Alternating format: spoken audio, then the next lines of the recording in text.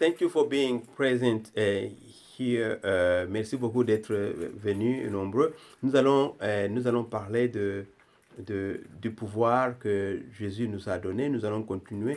Nous avons parlé du pouvoir que Jésus nous a donné toute cette semaine et nous allons clôturer aujourd'hui juste pour dire que Jésus nous a donné le pouvoir. Et je vais juste rafraîchir la mémoire, ce que dont nous avons déjà parlé, et je vais continuer à ce que dont nous avons parlé aujourd'hui. Et nous avons commencé par Luc, n'est-ce pas, Luc 10, 19, en disant que Jésus nous a donné le pouvoir de marcher sur le serpent, marcher sur le scorpion, et sur toute la puissance de l'ennemi. Et rien ne pourra nous nuire. Ce que nous avons dit. Et quand nous savons cela, nous sommes à l'aise quand nous avançons dans la vie et sachant que nous avons le pouvoir. Le pouvoir de résister sur les serpents, c'est vraiment une représentation du diable. Les scorpions, c'est tout ce qui est lié au diable. Ça peut être les démons, ça peut être tout ce qui ressemble au diable est en dessous de nos pieds. Et la Bible a continué que même toute puissance du diable, donc toutes sortes de puissances que tu peux penser, rien ne pourra nous nuire. Ça, c'est Jésus qui a parlé. Jésus ne ment point. La Bible nous dit qu'en titre 1, 2, je pense le verset 2, il nous dit clairement que Dieu ne ment point. Et après, en hébreu, je ne sais pas, c'est 8 ou 6, il nous dit qu'il est impossible à Dieu de mentir. Nous devons retenir ça et nous sommes croyants, nous acceptons ce que Jésus a dit et nous avançons. Et nous avons le pouvoir sur l'ennemi. Et le second, nous avons étudié, et dernièrement encore, c'était hier ou avant-hier, nous avons parlé que Dieu agit en nous, n'est-ce pas, selon la force qui se trouve en nous. Et le verset dit que voici, je vous ai donné le pouvoir. Le verset dit que à celui qui peut faire par la puissance qui agit en nous. Donc il y a une puissance en nous qui agit par la puissance qui agit en nous infiniment au-delà de tout ce que nous demandons ou pensons. Et donc Jésus et Dieu agit par la puissance qui agit en nous. Il y a une puissance en nous. Et en nous, il y a une puissance. Tu ne sais pas que tu as une puissance en toi, tu vas être détruit. Et il faut connaître. Si tu sais que tu as une puissance en toi, après tu vas te tenir debout et résister. Ce n'est pas, Dieu ne nous a pas donné l'esprit de peur, mais de l'esprit de, n'est-ce pas, de force, d'amour et de contrôle personnel, n'est-ce pas? Self-control. Et ce que Dieu nous a donné. Dans d'autres termes, nous avons le pouvoir.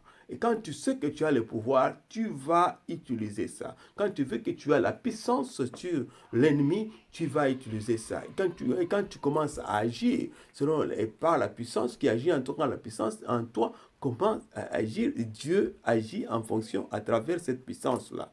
Mais si tu as ta puissance, elle est dormante ou tu es distrait, eh bien, tu seras détruit. Jésus dit que c'est Dieu qui dit en Osée 4:6 que mon peuple périt par manque de connaissance. Donc ça, j'ai voulu aussi rappeler, nous avons parlé de cela, que nous avons le pouvoir. Soyons conscients du pouvoir que Jésus nous a donné, soyons conscients du pouvoir que notre Maître nous a donné. Nous sommes ses disciples, il nous a donné ces pouvoirs-là. Et s'il t'a donné le pouvoir, utilise ça. Si tu ne connais pas utiliser ça, continue à lire la Bible et étudier comment utiliser ce pouvoir. Regarde ce que Matthieu 10, 1 nous dit aujourd'hui. Il dit, puis ayant appelé ses 12 disciples, il leur donna le pouvoir de chasser les esprits impurs et de guérir toute maladie et toute infirmité. Il y a quelques éléments importants dont nous allons parler. Nous allons parler. Au début, il a appelé ses disciples. Ayant appelé ses disciples. Certaines versions nous disent qu'il a appelé les disciples vers lui. Donc Jésus a appelé les disciples vers lui Après, il leur donné le pouvoir. En d'autres termes, tu dois être avec Jésus tout le temps. Ta relation avec Jésus est importante. Tu dois la soigner et continuer à être Jésus. Pour moi, quand j'entends Jésus, je vois la parole de Dieu. Parce que commencement était la parole était avec Dieu et la parole était Dieu. Cette parole était devenue flèche, était devenue chair et l'a vécu parmi nous. En d'autres termes, tu y es appelé à lire la parole de Dieu. Lis ta Bible. Ne dis pas que moi je connais déjà la Bible parce que dans notre famille nous avons grandi avec la Bible. Ça ne compte pas. Et ne dis pas que non, je lisais la Bible l'année passée, j'ai beaucoup appris et je ne saurais pas. Non, ça ne compte pas. La Bible, c'est tout le temps. Même Dieu dit à Josué, lis ta parole, que ce livre de la loi ne s'éloigne pas de toi. Médite-la nuit et jour. Même Dieu lui-même a insisté sur ça. Il a insisté sur les enfants d'Israël de continuer à méditer sur la parole de Dieu. La parole de Dieu, nous sommes appelés à méditer. C'est là où notre force vient. Il faut la lire, il faut lire la parole de Dieu et apprendre chaque fois. C'est à partir de là, tu as le pouvoir, comme il dit, et quand tu viens vers Jésus, tu connais,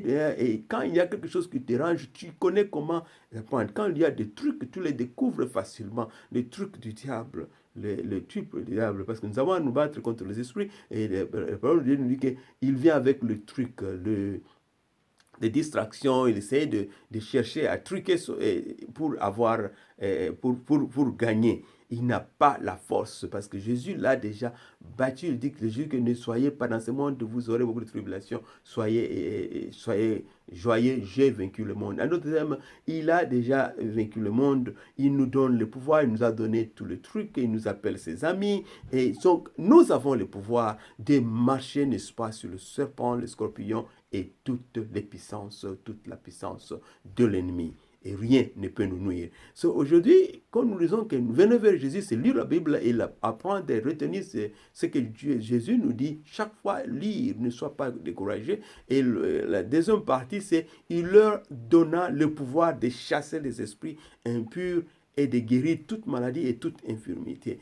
Il nous a donné le pouvoir de chasser les esprits. Ne sois pas trop à l'aise avec des petites choses là, ce qui détruit. Hein. On dit que je me souviens, je ne connais pas quelle partie de la Bible parle des fox, des petits fox, des fox qui détruisent le vin, détruit le champ de vin, je pense, quelque chose comme ça. Ce sont des petites choses qui détruisent. Fais attention avec des petites choses. Parmi les petites choses, pour moi, je pense des choses que le monde appelle les petites maladies comme le rhume, les quoi. Il faut être fâché contre ces histoires là-bas parce que quand la Bible nous dit que Jésus a pris nos maladies, quand Jésus a pris ta maladie, il n'a pas dit qu'il a laissé certaines petites maladies que toi, tu dois vraiment te réjouir.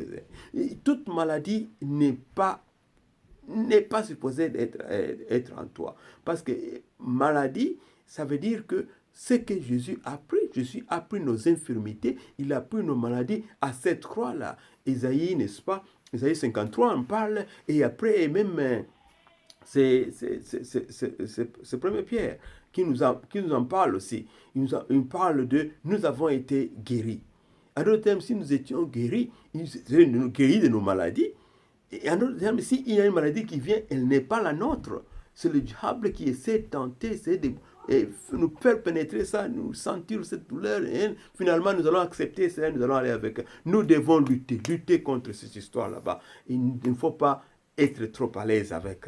C'est comme si accepter, oh non, c'est un petit serpent, il peut rester dans mon lit. Non, il faut le chasser. Il faut chasser quelle que soit la petitesse, n'est-ce pas, du serpent. Et ça, c'est important. Et il nous a dit que nous devons, il nous a appris, il nous a donné le pouvoir de chasser les esprits impurs. Et de guérir toute maladie et toute infirmité. Et j'aime comment la radicalité de la parole de Dieu est de guérir toute maladie et toute infirmité. Nous, en tant qu'humains, parfois nous arrivons à un certain moment à essayer de négocier avec ce que Jésus a dit, avec ce que Dieu a dit. Parfois même certains se disent que non, les gens se sont arrangés pour dire tout. Il fallait dire que certaines maladies et d'autres maladies, c'est difficile. Certaines personnes même arrivent, maintenant d'autres maladies, Dieu a accepté que tu puisses mourir de cela, ainsi de suite. Pour moi, je me dis, nous devons être dans la radicalité. C'est vrai, mieux vaudrait être dans la radicalité. Radicalité, ça veut dire que accepter entièrement la parole de Dieu. Et si ça ne réussit pas, ce n'est pas Dieu. Lui a dit, c'est à nous de découvrir, est-ce qu'il y a encore quelque chose que nous devions faire pour arriver à bénéficier de cela. À bénéficier de cela. Nous sommes dans une alliance, la meilleure alliance, n'est-ce pas? C'est ce que la Bible nous dit, notre alliance est la meilleure comparativement à l'alliance que Dieu avait avec les enfants d'Israël. C'est notre alliance qui nous unit à Jésus. Il y a de belles promesses. Parmi les promesses, Jésus a pris toutes nos infirmités et il nous a guéris de toute maladie. Alors, on dit toutes, c'est toutes. Sans que toute maladie soit résistant, ne soit pas complaisant, n'accepte pas ça, continue à lutter. Est-ce que ça veut dire que quand tu luttes et ça continue à être là, tu es mauvais ou tu es moins que celui qui a lutté et c'est parti? Je ne pense pas. Ce que moi je veux, personnellement, je comprends et que nous devons continuer à lutter. Notre Dieu gagne toujours. S'il n'a pas gagné dans ton sens, ça va, lutte. Le plus important, tu as fait ta part en tant qu'humain. Tu as continué à lutter. Si tu ne réussis pas, nous sommes dans le combat. Au combat, certaines personnes tombent, d'autres continuent. Continuons à lutter. Tu vas avoir certaines victoires et d'autres vont tomber avec le temps. Tu peux avoir plus de victoires avant que tu le saches. Tu commences à avoir 100% de victoires. Le meilleur, c'est il faut lutter, savoir. Quand tu connais que tu as été guéri, tu as été guéri. Alors tout ce qui vient vers toi, tu dois lutter pour avoir la solution ou bien la réponse appropriée. Parce que c'est toi qui as le pouvoir. Donc Dieu t'a donné le pouvoir, utilise ce pouvoir-là pour avoir les bons résultats. Et l'infirmité, la même chose. Donc toute maladie, toute infirmité. Une autre chose que dont j'aime toujours parler à ce niveau ici, c'est les problèmes de